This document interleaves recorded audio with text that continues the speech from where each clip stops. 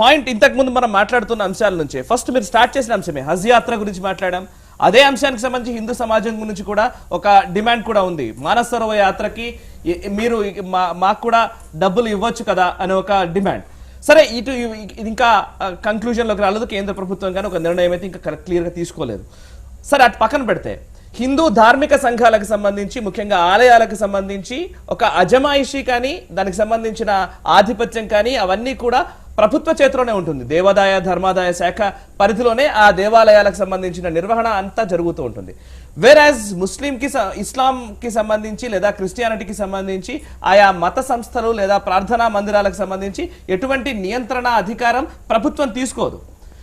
At the same time అలాంటి అధికారం ప్రభుత్వ చేతిలో ఉన్నప్పుడు ఆ ఆలయాలకు నిధులు ఇచ్చినప్పుడు తప్పు అనే వాళ్ళని ఏమనాలి?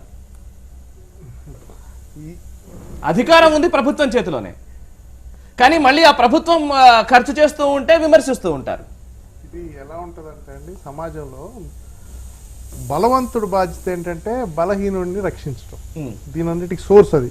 అంటే భారత సమాజంలో మెజారిటీ వాళ్ళు మైనారిటీని రక్షించాలి అనేది సోర్స్. అయితే దాన్ని కొంచెం విపరీతార్థం తీసి ఇక మెజారిటీ వాళ్ళు ఏమి చేసుకోకూడదు, ఏది చేసుకున్నా పెద్దగా చేసి చూపించటం అనే దాని పరిణామమే మీరు చెప్పింది.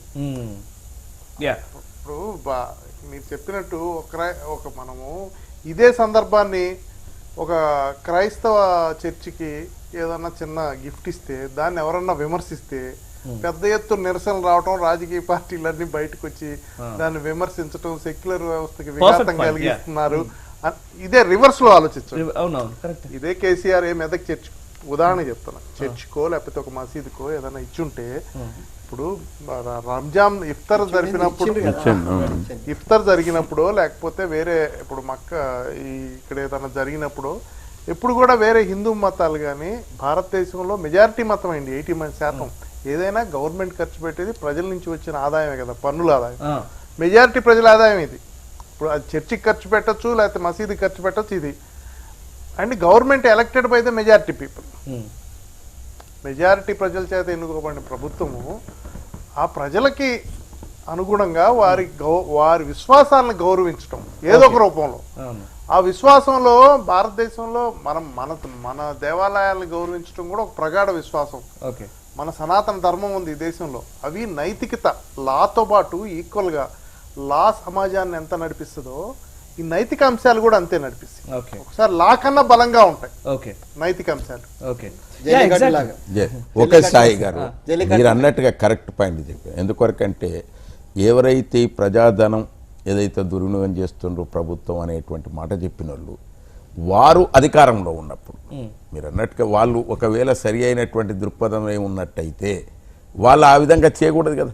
వాళ్ళ అధికారంలో ఉన్నప్పుడు మణికొండ అంటే మామూలు ప్రాంతం కాదు, హైదరాబాద్ నడిబొడ్డున మణికొండలో 5 ఎకరాల స్థలం ఇచ్చి చర్చి కట్టినటువంటి ఉదంతం వారి హయాంలోనే.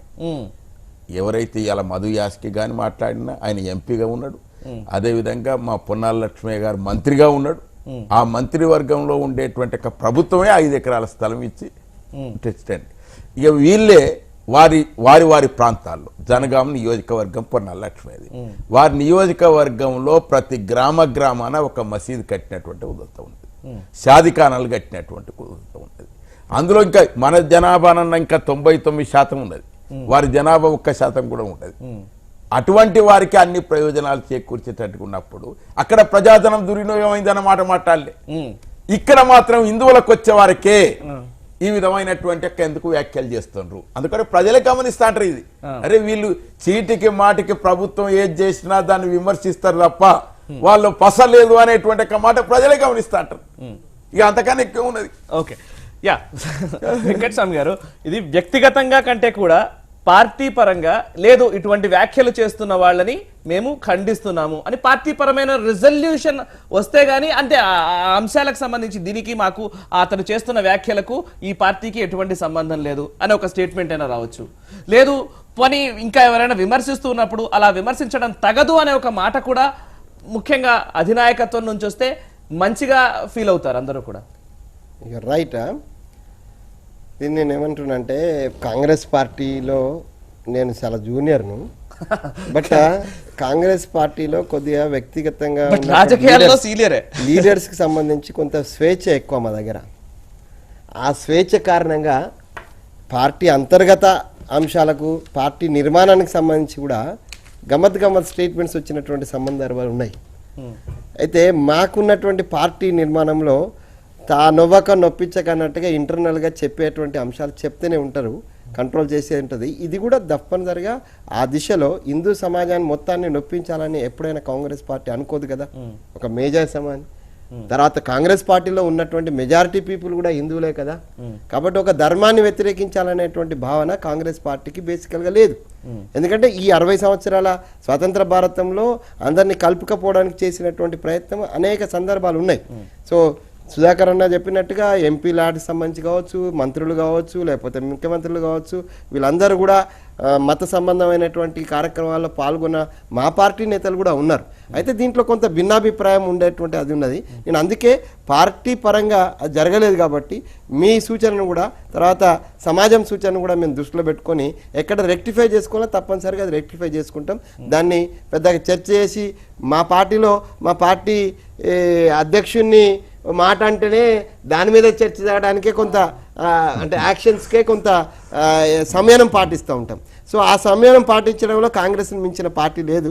ఆ సంయమనం కారణంగా కొంత ఆలస్యం జరగచ్చు, కానీ డెఫినెట్గా ఏదైనా ఈ హిందూ సమాజానికో లేకపోతే ఇంకో సమాజానికో ఇబ్బందికరంగా మా వైపు నుంచి ఏదైనా పార్టీ వైపు నుంచి నష్టం తప్పనిసరిగా దాన్ని రెక్టిఫై చేసే ప్రయత్నం మా పార్టీగా చేస్తాం. మీరు ఇంకొక విషయం ఇందాక వారిని నన్ను అడగలేదు, ఏదో హజ్ యాత్రకు సంబంధించి దీనికి సంబంధించి ఇప్పుడు హజ్ యాత్ర అమర్నాథ్ యాత్రకు సంబంధించినటువంటి ఏర్పాట్ల విషయంలో మన్మోహన్ సింగ్ గారు ఉన్నప్పుడు కావచ్చు, అంతకుముందు పివి నరసింహ గారు ప్రైమ్ మినిస్టర్ ఉన్నప్పుడు కూడా అనేక అర్జీలు వచ్చినాయి. ఆ అర్జీలకు ప్రతిస్పందన పాజిటివ్గా వచ్చినటువంటి సందర్భాలు ఉన్నాయి. కాబట్టి we are not against Congress party as a party we are not against మీ అంటే part and parcel of the Hindu society, part and parcel of the Indian society. కాబట్టి వారన్న ఒక మంచి పదం చెప్పినారు, మెజారిటీ ప్రజలు ఎప్పుడైనా కూడా మైనారిటీలను రక్షించాల్సినటువంటి బాధ్యత ఉంటుందనేటువంటి దాన్ని కాంగ్రెస్ పార్టీ సూచన తప్పకుండా పాటించిన సందర్భాలు ఉన్నాయి.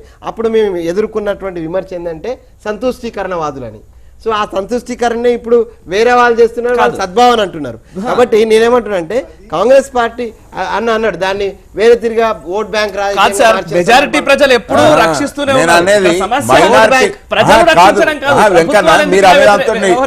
మా దిలీప్ గారు అన్నదాంతో మీరు సమర్థిస్తూ అదే మాట మాట్లాడుతున్నారు. ఎందుకొరకంటే అల్పసంఖ్యాకులను ఎవరైతున్నారో వారిని రక్షణ కొరకు మనం మెజారిటీ వాళ్ళం ఉంటాం. కానీ ఇక్కడ అట్లా కాదు కదా, మెజారిటీకి సంబంధించినటువంటి దేవుళ్ళను కాదు సార్, ఇక్కడ 5 కోట్లకు లేదు. ఇక్కడ మనం మాట్లాడుతున్న అంశాలు ఏంటంటే ప్రజాధనమా లేకపోతే మాట్లాడుతున్నాం కానీ ఒక విశ్వాసం. 5 కోట్లైనా 5 రూపాయలైనా సరే, ఒక గుడిలో 5 రూపాయలు ఇచ్చినా సరే ఇస్తున్నాం విశ్వాసానికి ప్రతీక. అంటే ఆ విశ్వాసాన్ని తప్పంటున్నావేమో అని ఒక బాధ వస్తూ ఉంటుంది. ఎవరి విశ్వాసాలను మేము తప్పుపడతలేదు. కేసీఆర్ గారు ఎవ్రీ రైట్, ఆయనకి ఎవ్రీ రైట్. ఇప్పుడు ఎగ్జాంపుల్ ఉన్నది కదా, మా ముఖ్యమంత్రిగా ఉన్నటువంటి రాజశేఖర రెడ్డి గారు జెరూసలాం పోయిచ్చినారు, లేకపోతే ఇంకొక ముస్లిం ముఖ్యమంత్రి ఉన్నటువంటి సోలంకి ఇక్కడ మన మహారాష్ట్ర ముఖ్యమంత్రి గారు హజ్ యాత్రకు పోయి వచ్చినారు.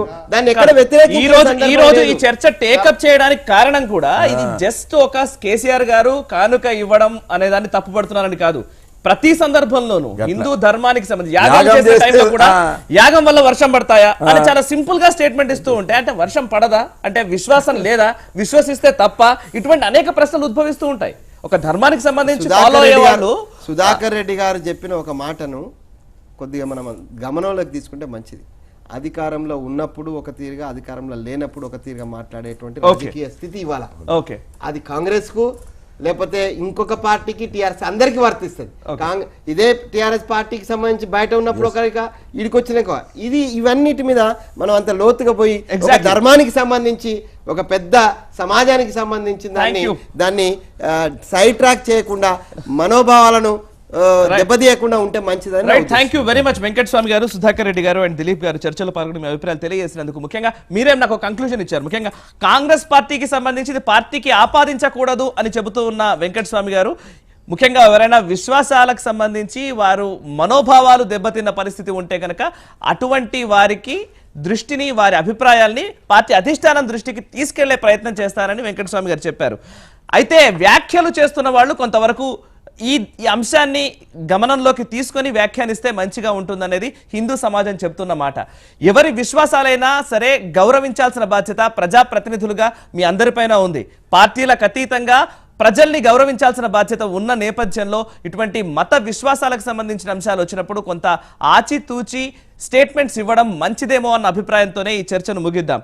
అంతేకాదు హిందూ ధర్మానికి సంబంధించి పదే పదే వ్యాఖ్యానాలు చేస్తూ పదే పదే చర్చిస్తున్న వాళ్ళకు కూడా ఒకే ఒక మాట, ఇది విశ్వాసాలతో కూడుకున్న అంశం, సున్నితమైన అంశం అని ఇంతకుముందు వెంకటస్వామి గారు చెప్పారు. సున్నితమైన అంశాన్ని అనవసరంగా రెచ్చగొట్టే విధంగా వ్యాఖ్యానిస్తూ ఒక అలజడి సృష్టించే ప్రయత్నాలు ఎవరు చేస్తున్నా సరే దాన్ని ఖండించాల్సిన బాధ్యత మేధావులుగా, పండితులుగా, లేకపోతే మామూలు సామాన్య ప్రజలుగా అందరిపైన ఉంటుంది. చూస్తూనే ఉండండి భారత్ టుడే, దేశం కోసం, ధర్మం కోసం.